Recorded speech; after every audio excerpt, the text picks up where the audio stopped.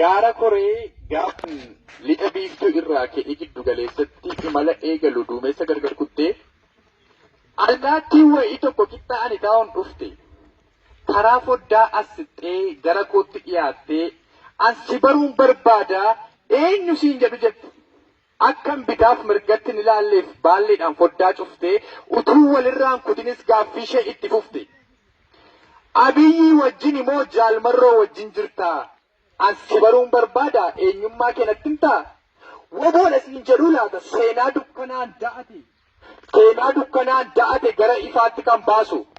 Moo piippiidha siin jedhu kan ganda keessa naanna'ee kan dhufee lafaa kaasu.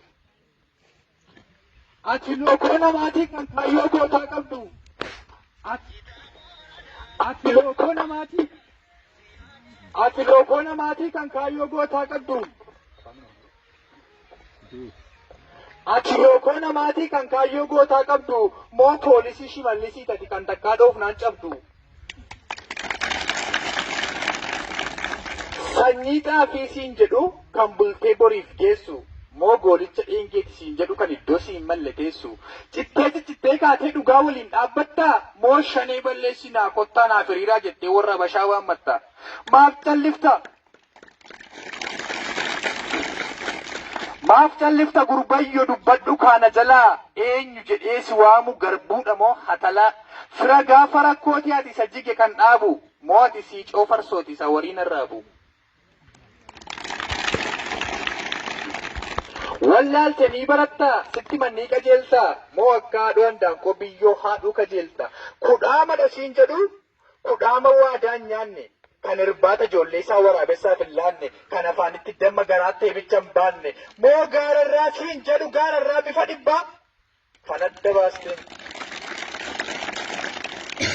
adda baastee hin beekne hiikkaa ciqileef jilbaa. Eeyyee kan adda baaftee hin beekne hiikkaa areedaaf nyaaraa kan ganama akka daakuu kan galgala akka daaraa. Dubbadhu kaa gurbayyoo maaf calliftana jalaa. Eenyu jedhee si waamuu maqaa kamtu siif mala. Murtoo dabaaf dalgaatiin du'atti harkifamee isa dhugaa dubbatee piippiidhaan ajjeefame. Ati ilma Hacaaluu Hundeessaa ilma goota Oromooti.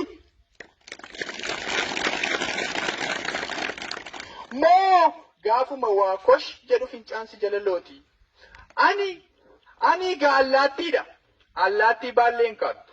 Ishee foon walii dhiiftee waan waaqni kenneef nyaattu. Wajjinumaan balaliina qooddachuuf waan argannu allaattii akka koo wajjin wal dhabdee tokko hin qabnu. Gurmuudhaan baanee gallannu tokkummaatti amannaa. Gaafa gurmuudhaan kaanu xiyyaara kana yeroo kunnee bakka malle dhaqannaa. Afaaniin damman cobsinu gobaa baannee garaatti. Baallee waliis cabsinee waliin gannu karaatti. Harcaatuu funaannachuufis hin dhannu bakka gabaa. Waci keenya hiika qaba. Sagalee walii beekna waci keenya hiika qaba. Atoo allaattii olii jiraattaa akkuma carraa uuma. Yoo soofittummaaf jibbii akkamiin si sukkuuma. Utuu waan nyaattu hin dhabin. Imaanaa seenaa nyaattaa. Fakkaattii waaqaan uumamtee allaattii gad jiraattaa. Gaafa waan saba keef hin taane magaalaa keessa deemuutti gaafa humni kee dhumu. Dacheen kun sin komattuu samiin sitti hin gungumu. Muu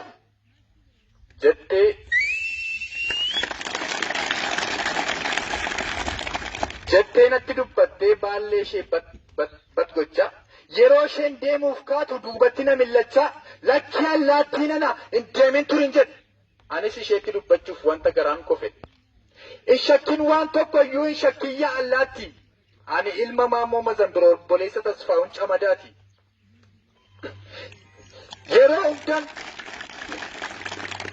Yeroo hundan Oromoof hawwe ola deemuuf ballachuu. Gaaf tokko jedheen beeku lakkii kun nan galchu. Na galcha maaf nan galchu. Utuu Oromoon hin gammadin eessaan fida gammachuu. Kan dhiigaa walitti dhabne hundumtuu naaf obbolaa.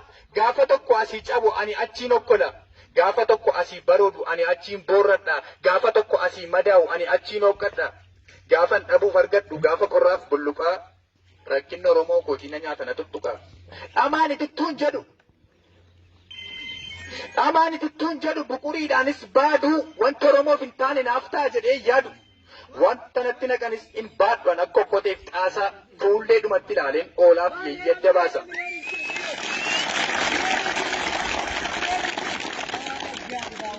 Hin jaallanne hin jaalladhu. Fakkeessaa fa fakkeessaa. Lakki ani bubbee miti adeemtuu ganda keessa. Eeyyee soqaladhee sin fiigu ani wanta bor darbu faana lafee goota meeqaatu dirreerraa na waraana.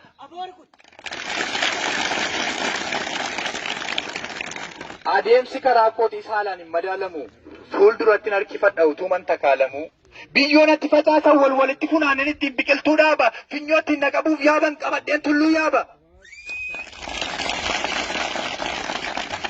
Shaneedha utuma naan jedhanii warqeen natti mogga'a. Adurree ta'e kufee leenca ta'e ol ka'a.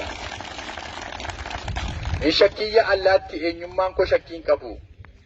Lakki ani piippii miti takkaa dhoofnaan hin cabu. Jaalala Oromiyaa.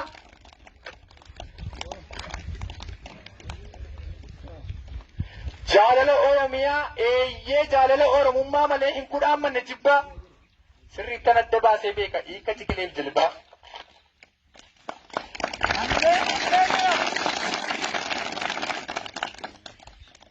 Takka addana fakkaatee takka achiin fakkaadhu. Takka addana fakkaatee takka achiin fakkaadhu. Dhiiga Oromoon jiifadhee irbaata sobaan nyaadhu. Yaadannoo baaroon dubbisa huccuu taaddeen uffadha. Amma lubbuun jirutti dhugaa Oromoon dubbadha. Jedhee allaattiif deebifnaan isheenis baallee ishee bat gochaa balalii dana biraa nan sobeere yaakira.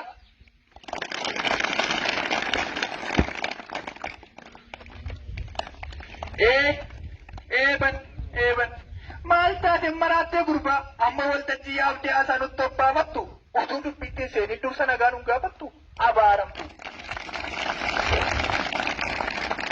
abaaramtu jettanii beeka akkanan komanne anarra waboof hooggantoota isaa akkasumas uummata zoonii kibbaa kaabaa argee qalbiin nagonnaan malee duras nagaan daganne. Egaa galatooma ulfaadhaa kan naalaatti waltajjii akkam jirtu waboof akkam jirtu hooggantoota akkam jirtu kaadhimamtoota.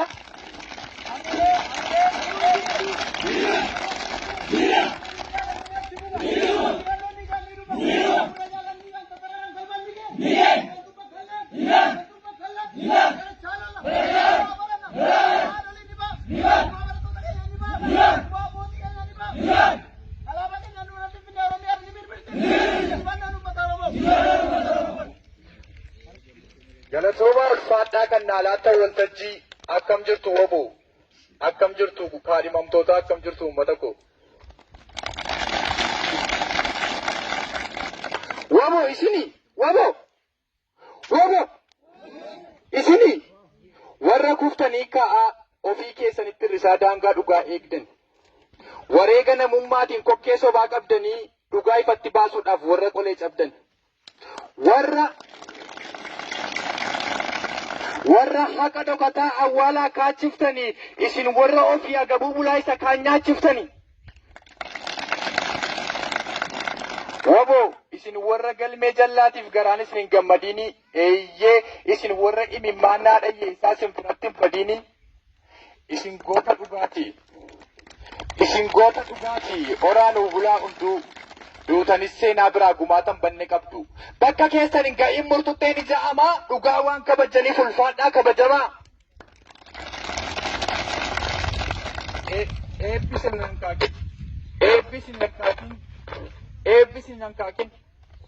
Eebbisin nan kaakin burqaan sinitti yaa'u waaqayyos galmee dhugaarra maqaa keessan haa ka'u. Garuu warroonni of tuulummaadhaan loogiidhaan gantummaadhaan boboktanii dhugaa ilma namaa awwaaluuf gasoon boolla qottan. Warri summiin daba keessanii jireenya namaa faalu warri boo'ichaa dhayyeessaa siniif ilillee caalu. Sittani maa dhagayya isa uummata keessa da'attee hojii dalgaa hojjettu mataa qabadheen iyya borintii keetiif wayyoo dhugaati balleessiteef gasinniisu jaalmarroon.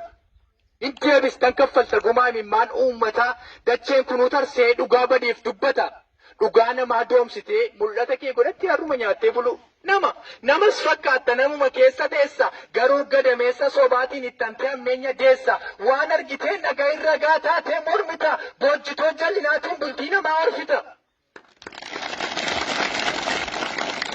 madda nyaataa godhatte laagaa dharaan mammaakuu miliqeen hafan sayin duutes lafa keessatti gatiin keessi nan kaaku ilaa akkas ta'e utuu naa bodhee ilaalu yoon hin argine ta'e rabbi jakoo cuqqaalu bakakkaan natti haabuu jinniin naa barbadeessu anachi cinan tureem gaafa woboon seera cabsee maqaa biyyaa balleessu yommuunni kilaashiidhaan nama meeqa madeessu yakkan hojjete sana yoon ija koon hin argini inni dafqee facaasu dhangaannaaf hin margini deemsi jireenya kootii taakkuu shan hin darbini. Deemsi jireenya kootii taakkuu shan hin darbini jettee sobaan kakachaa allayyaatti dhiira oofta dhalataa yakka hin qabneef saanduqa awwaalaa soofta maal siin jedhaa laata seenaan abbootii durii gaafati dhugaa qaaqxee harka keen dhuubdu xurii akkamiin sisimatti maal siin jetti dachaamtuu gaafati lubbuun duutee gara boollaatti ol seentu maal siin jedha uummanni maal dubbate mimmaansa wajii dalgaa hojjettee abbaa dhugaa boorsiftee cooma nyaachuun si quubsa Ilaamee ya milisha, ilaamee ya gantu, ilaamee qaama mootummaa silaa atis naaf lammiidha ajaa'iif miilliin citu. Akkamittiin dadhabde, akkamittiin sodaatte galmee dhugaaf of bitu jireenya obboleessa kee, jireenya obboleettii kee gaafa sobaan orfitu. Har'a miidhagdee buluuf hin awwaalin waan dhugaa ija namaa da'attus ija waaqaas si arga. Amma feete dubbadhu, amma feetes guddadhu garuu du'an darbitu. Guyyaan du'a keetii immoo har'a ta'e hin beektu. Amma lubbuun jirtutti hojjedhu wanta gaarii riqicha daandii haqaan uummata kee gargaari. Yommuu abbaan dhugaa ba'u ati teesseen kolfiini hin dhaataan dhukkubaa madaa namaan orfiini. Utuu balleessaa keetiin utuu jallina keetiin bultiin namaa diigamu miliqeen hafan sayin dhugaan hin miliqamu. Atis mi'a biyyi. Nama jennee si fuudhanne malee ati miti waangoo kaleessas dheengaddas irra deddeebinee sitti muun keenya sitti fakkaatus gowwummaa harrayyuu nan jedhaa dhiisi mala ammaltummaa. Bu'aa dhuunfaa keetiif jettee Oromoo dhuman gorsin bu'aa dhuunfaa keetiif jettee abbaa kaayyoo waboo simimmaan eejan jaamsin hantuuta beekta miti qabeenyaa tolaa ishee dhuftee manatti namaa galtu utuun turirri mooftee 9-10 dhaltu. Manuma namni ijaarrate keessatti mana ijaarrattee galtu yoo barbaadde huccuu namaa isa bareedaa cirtee kukkuttee nyaattu.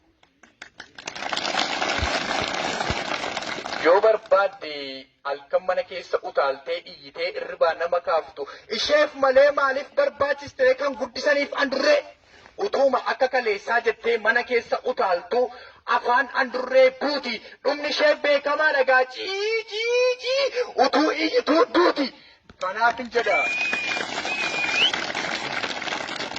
Kanaafin jedhe hoogganaa, kanaafin jedhe uummataa atis hantuutan ta'in namatti guyyaa tokko boolla keessaan baaneef buuta du'an taane duuta galatoomaa.